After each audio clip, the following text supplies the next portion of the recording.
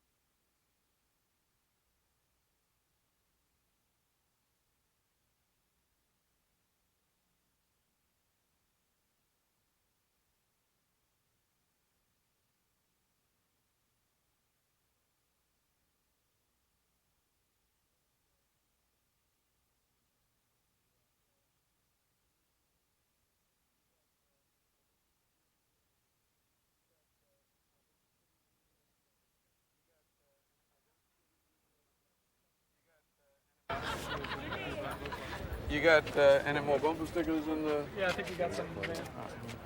Bumper Sticker City here today. Yeah, on. Mayor, Okay. nice with you, Andy. Andy's good enough. Hi, how you doing? Okay, very good. See you.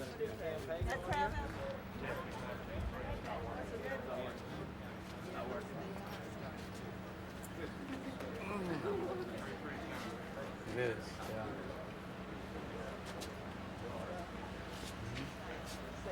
Good morning. I would like to welcome all of you here today. It's we ordered up this great weather for Mayor Young and his wife to visit in our community. Before we get started, I'd like to just introduce a few of the people in our audience. I won't be able to recognize everybody, but from the Keystone Voters League, we have Dr. Donald Dial from the Ware County School System, Mr. Ted Walden from the Waycross School System, Clarence Phillips, who's the president of the Waycross Board of Education. We have Nash Williams, who's the executive director of the Southeast Georgia Regional Development, to include Waycross on his statewide tour announcing his candidacy for the governorship of the state of Georgia. It's our policy in the city of Waycross to welcome and greet and extend our hospitality to two gubernatorial candidates. I feel like there are probably 3 or 4 good candidates this year, and certainly Mayor Young is one of them. I think he has an excellent chance to become the next governor of Georgia and would certainly make a fine one if he's elected. In city government, we certainly can't take sides before the election. After the election, we certainly will. Mayor, we're with you all the way after the election if you're in the governor's seat. But in addition to that, he's got a fantastic record of public service, and he's demonstrated a willingness to work on behalf of citizens throughout our state and throughout. I spent our first wedding anniversary in 1955. Our first anniversary, we came over here and we spent it in the Okefenokee Swamp. That was when I was pastoring in Thomasville and Beachton, Georgia, Thomas County and Grady County, and Gene was teaching school there in Thomas County. And we have allotment. And peanut allotments were one of the few things that the family farm could get.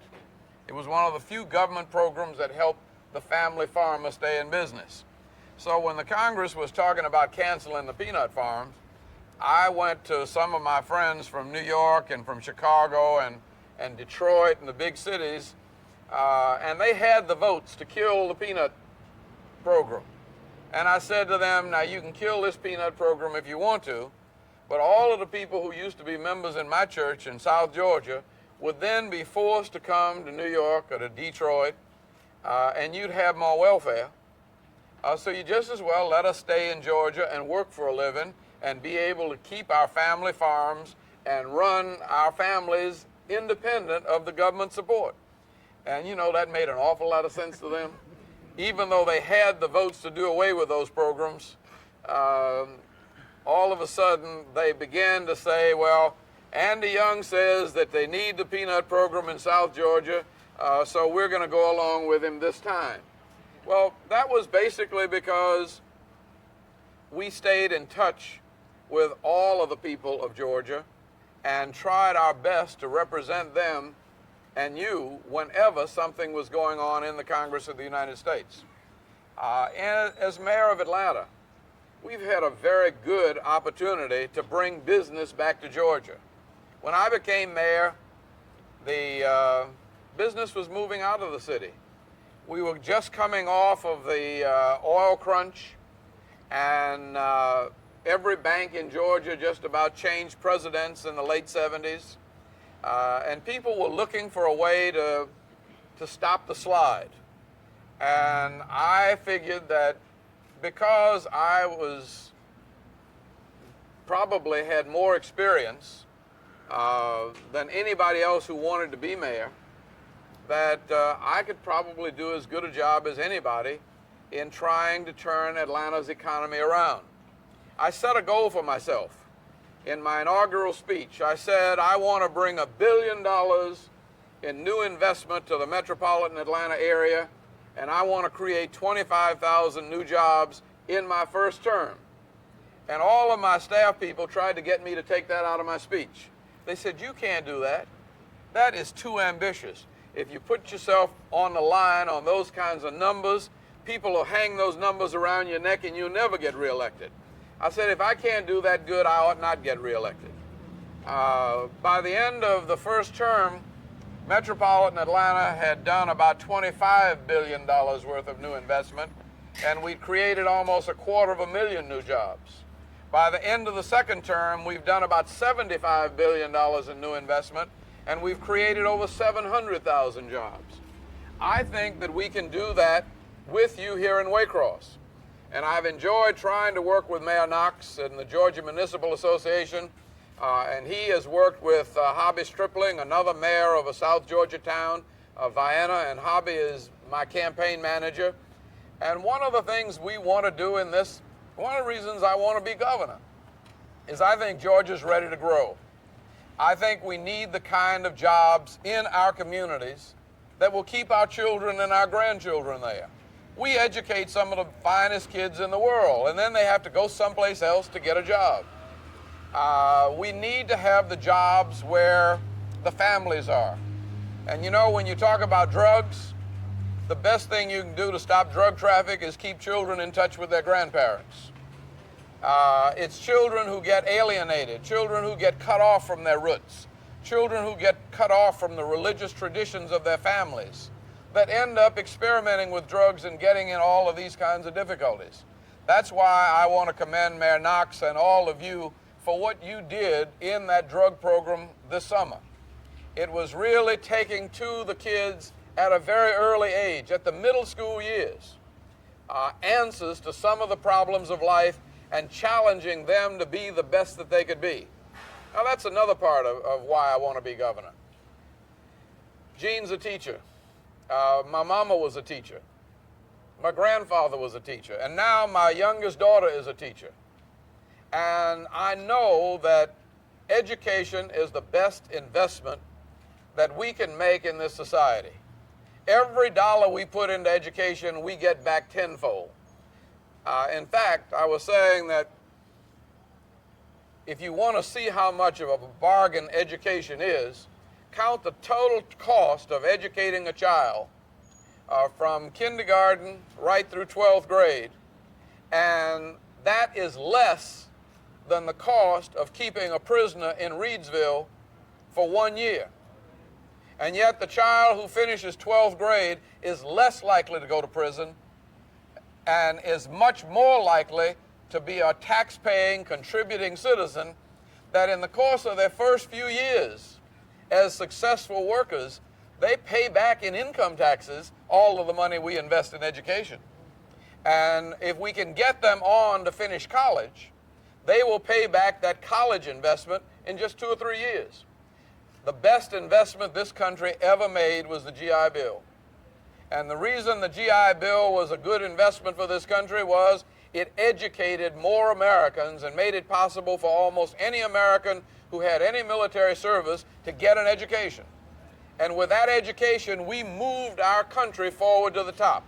That's what I want to do with Georgia. I want to see Georgia move from being an also-ran state in education to the top of the pile. We know we can produce good students. 2 of the smartest people in the country. You ask anybody studying the presidency who our smart presidents were, and many of them will tell you that Jimmy Carter was probably the smartest president we had since Thomas Jefferson. You go up to Washington now and you ask who are the smart people in the Senate that everybody listens to when they stand up. And people will tell you that Sam Nunn is one of the smartest men in the Senate. Well, both Sam Nunn and Jimmy Carter came from small-town public school systems in Plains or Sumter County and in Perry. And they are good students because they were willing to work and because they had teachers that would inspire them. I think we can work with our teachers to inspire our young people to read, to work, to believe that they can be anything they want to be. And I think that with the kind of educational system we can produce,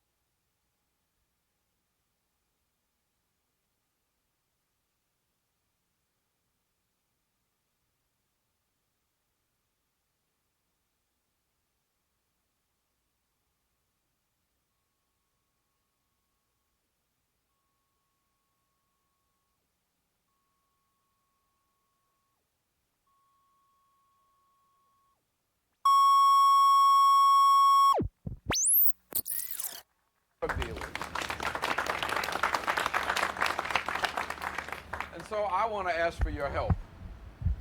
I really want to work for Georgia.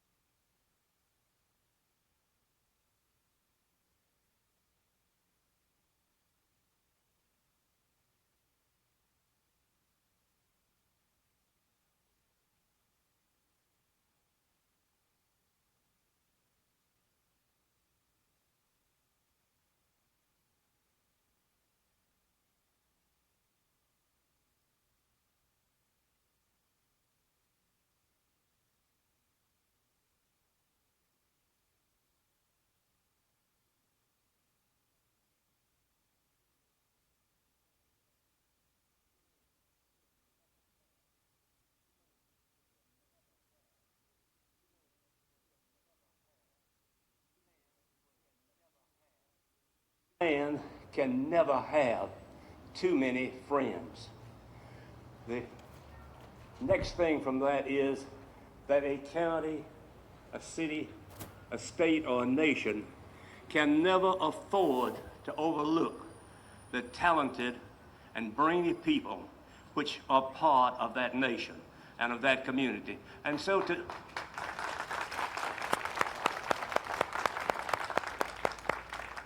today the way is open for the finest and best of all of our people to run for public office. And this is a special occasion for that. It's a great one. It's my privilege now. It's not my privilege to introduce the candidate today. He's one of our boys. 3 years. He was toughened at the Bethany Congregational Church. I think that made a contribution to it. It sure did. He's been in the major leagues. He served as ambassador to the United Nations. And I want to say this, I like your style there better than Mrs. Kirkpatrick's. But now it's my pleasure to introduce my friend, the mayor of Thomasville, Lynn Powell, whose delight it is to introduce our speaker today.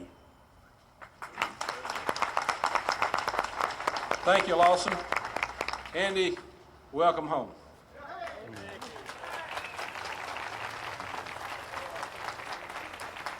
I think Lawson touched on the important things that need to be said about you, Andy, and let me just say on behalf of all the citizens of Thomasville, we welcome you back. We look forward to working with you during the next 4 years, 8 years, or whatever. All right. Whatever, as governor of Georgia. Welcome. Thank you.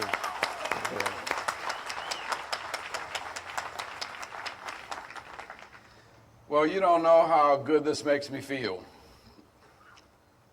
I get all choked up because I never thought that I would be coming back here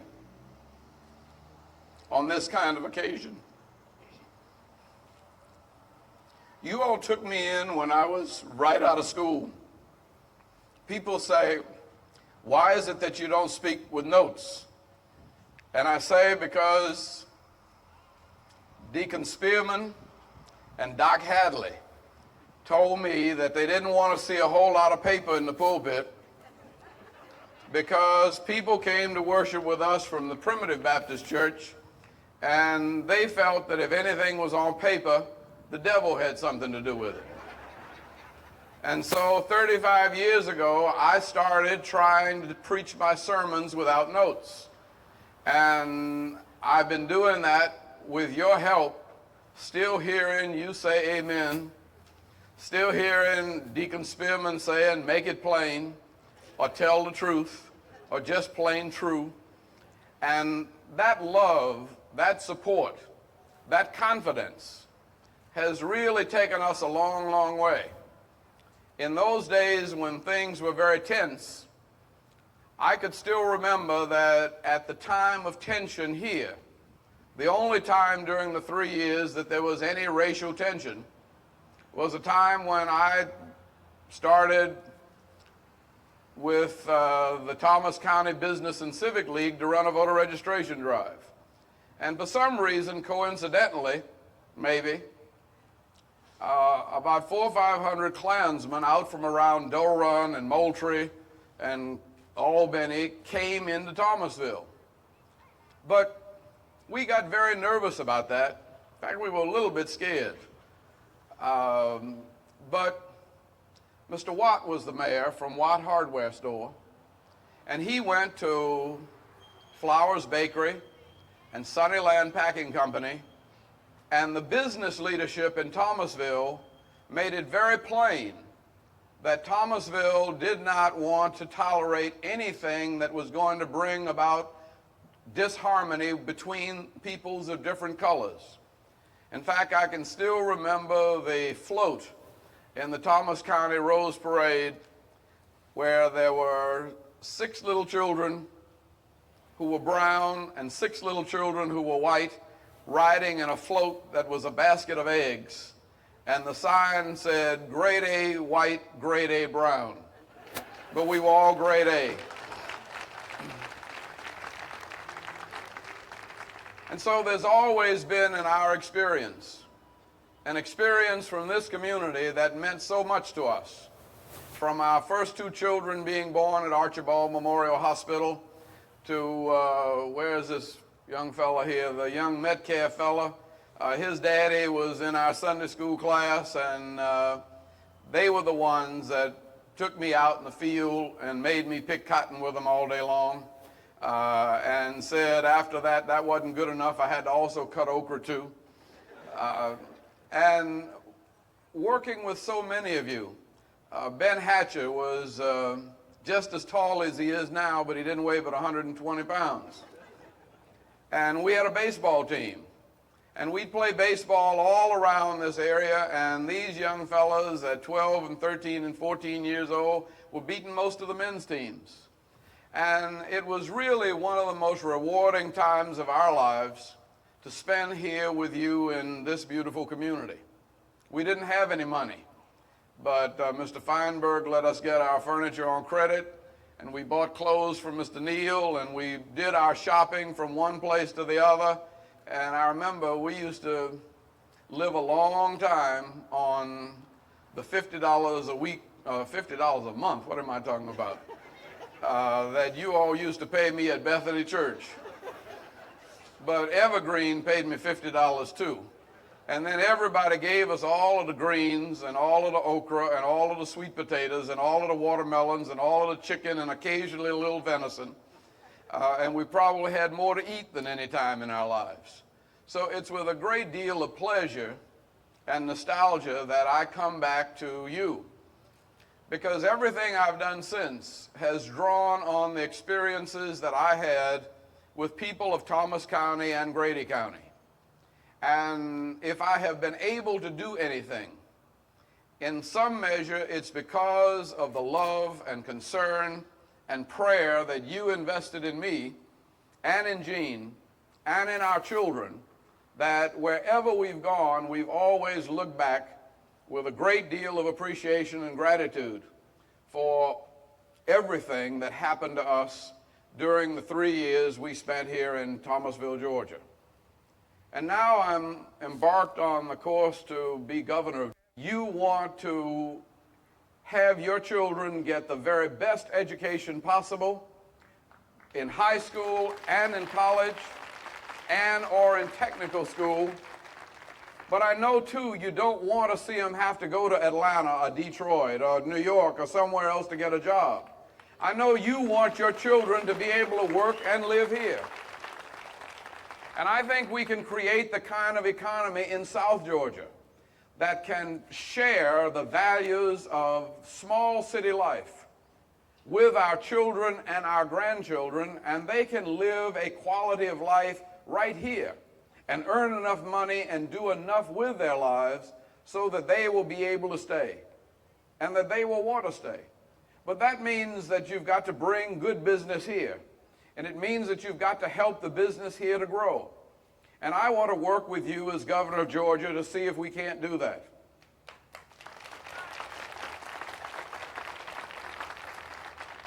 Jean started teaching in Susie B. Dunlap Elementary School, and because I was a chemistry and biology major in college, anytime one of the science teachers got sick over at Douglas, I used to enjoy substitute teaching. But with Mrs. Morris and Bill Morris and all of you who are the teachers of this community, we found some of our greatest rapport. And everywhere we've been and everything we've done, education has been in the forefront of that. The little baby girl that was born at Archibald Hospital, and it didn't cost us but $32 in those days. That's what our total hotel bill, hospital bill was for 3 days at Archibald Hospital when Andrea was born. Now Andrea is a lawyer in Washington. Lisa, who was born 2 years later there, is an engineer with IBM in Atlanta. Paula is teaching in Atlanta public schools. And Bo, who came along many years later, is still in high school there in Atlanta. But all of them have thrived because they've had good educational opportunities. And they can do almost anything they want to do with their lives because they've been well trained. That's what I hope for with every child from Georgia.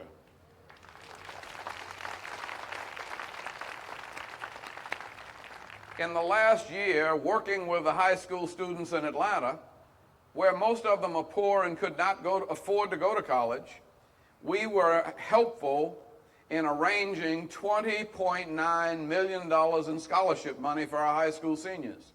That enabled 69% of our high school graduates to go on to college or junior college. And that meant that they got about $12,000 each in scholarship money. Now, I think that that's one of the best investments a society can make. If we send our children to Valdosta State, or University of Georgia, or Fort Valley, or Georgia Tech, they will pay back more money in income tax as working graduates in 1 or 2 years than it cost us to send them to school for all 4 years. And education pays for itself. The other thing is, if we don't send smart young people to school, if they're anxious and restless and untrained, too many of them are going to end up on welfare or in jail, where it costs us $25,000, $30,000 a year to take care of them. It's much more sensible to have a society that gives every child a decent education. No matter how poor they are, that should not be a determinant. The color of their skin should not be a determinant. Where they live should not be a determinant. The only determinant should be their willingness to work and their willingness to learn. And if children or young people are willing to work and willing to learn, they should be able to get as much education as they possibly can, and it's in our best interest to see to it that they have the money and the educational opportunities for that to happen.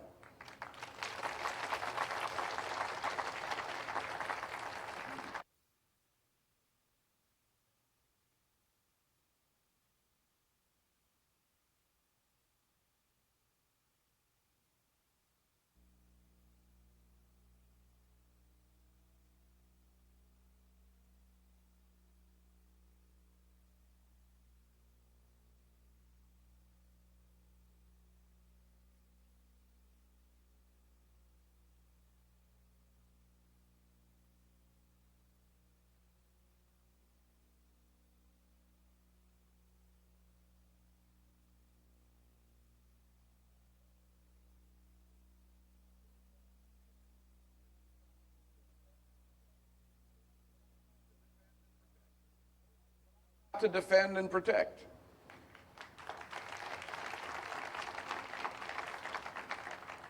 But I'm not just talking promises, and I'm not just talking dreams. Most of the things that have happened to me in the last 35 years since I left here, looking back on them now, they are very, very real. But if I had thought when I was here pastoring with you that I would ever get to work with Martin Luther King, or that I would ever get to go to Congress of the United States, or that I would ever help to get a Georgia governor elected president of the United States, and then go to the United Nations as an ambassador, I couldn't even think of the possibility of being mayor of Atlanta.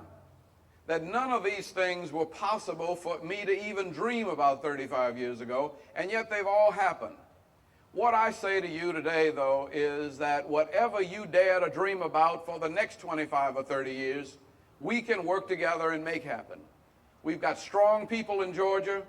We've got good natural resources. God has just blessed us with a wonderful climate. We can do almost anything we need to do. All we need is the leadership to work with us to help make those things happen.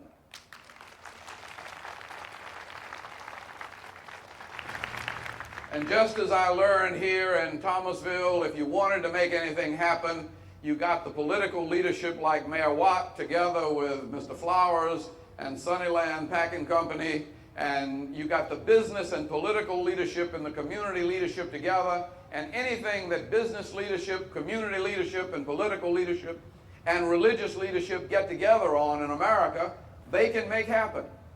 And I think what we need is leadership that quits pulling against each other and fighting each other and trying to keep anybody else down. And leadership that will work with everybody. You know, everything we've done in Atlanta could not have been done if it hadn't been for the state of Georgia. The state of Georgia helped us get the Democratic Convention. The state legislature helped us with Underground. And the state legislature voted unanimously to help the Olympics come to Georgia. And the Olympics are going to come to Georgia in 1996. You wait and see.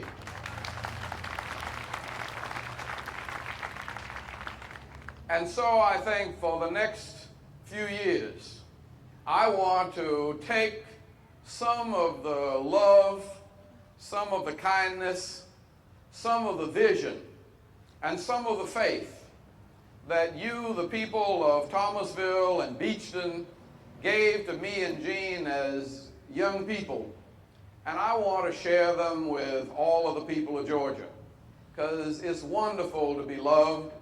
It's wonderful to be able to serve.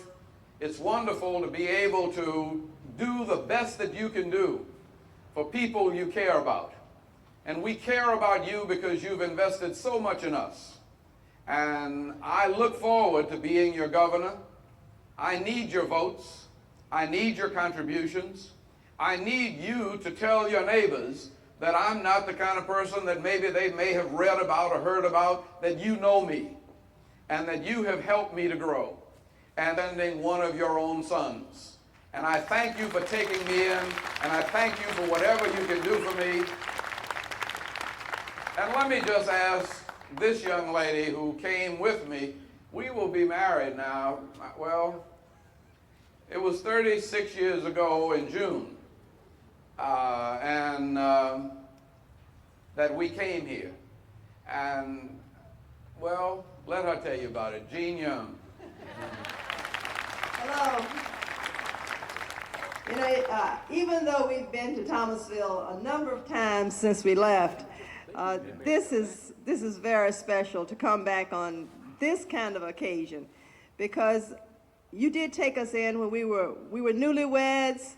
Our first two children were born here. We were very impressionable. So the things that you shared with us, and the things that you taught us, and the good times that we had, and the friendships that we made, remain in our hearts forever. And we are very grateful to you, and we just welcome this opportunity to come back and greet you in this manner. And as Andrew says, you know him better than anyone, and you know that the kind of person he is. the kind of caring, loving, truly visionary person who works very, very hard to make his dreams come true. And he will give it everything that he has.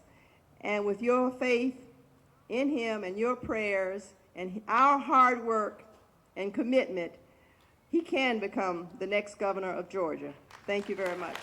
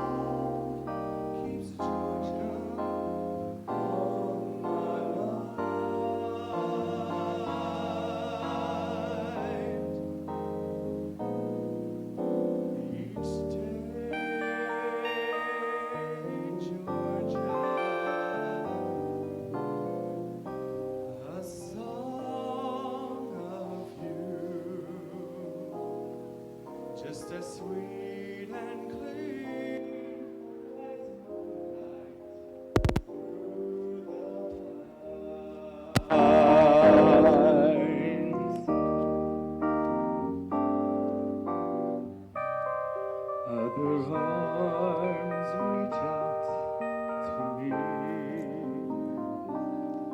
other eyes smile tenderly. Still in peaceful dreams I see the road leads back to you, Georgia, Georgia. No peace I find, just an old sweet song keeps Georgia on my mind.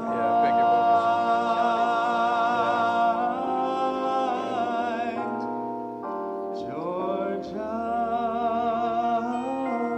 Georgia. No peace I find, just an old sweet song keeps Georgia on my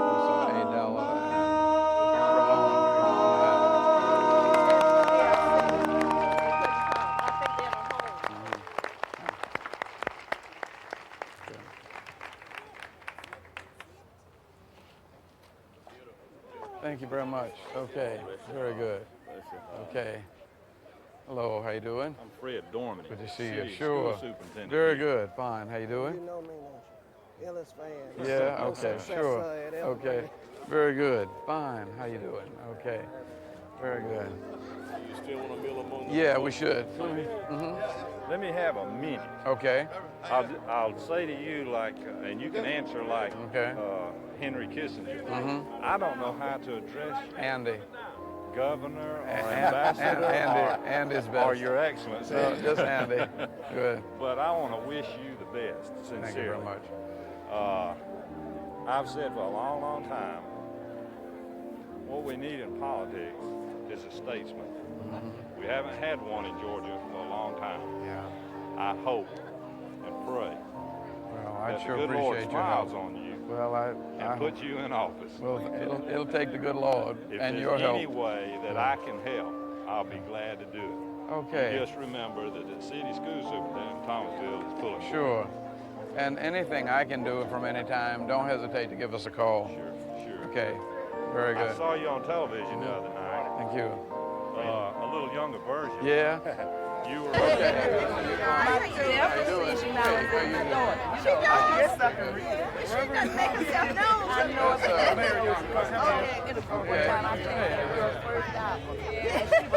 You know, I saw her several years ago, but in recent times I haven't seen her. She came. Okay, but see, I don't run into her as much as he does. You know, they told me that Sheila had little Sheila. She's in Atlanta. It's Atlanta, that's right. And one of her cousins called and told me, Sheila was like this and that. So I know it. We have to have a Thomasville reunion. You want to get in here, sir? Well, I tell you, if they let me join with them, I don't like the idea of black people having a separate civil rights movement, and we've never really had a separate civil rights movement. We've always had a civil rights movement that's been open to all, and that especially included poor white people. When I was in Congress, I never cast a vote for a poor black person that didn't help more poor white people. And politics, if you're going to help in politics, it's going to really help everybody. The problem is we don't help enough of the poor people. Yeah. And education is what we all need. And that's, I mean, there are not very many white kids going on to college from small towns in the South. And we need to see to it that they get a college education and good job opportunities also. Would you encourage them to register to vote? I would encourage them to register to vote. I would encourage them to vote in large numbers, and I'm campaigning everywhere to everybody. And in the congressional district I represented, one of the things that I think got me started and made me successful as a congressman was there was a young white woman that had been in an automobile accident and was paralyzed. And she hadn't gotten any Social Security. And a lady on our congressional staff, we had a television ad saying, if you have Social Security problems, come in and we'll help you with them. She called and said she couldn't get in. So a woman on my staff went out to her home, got all of the information, and it was my first year in office. And it was just about Christmas time when the Social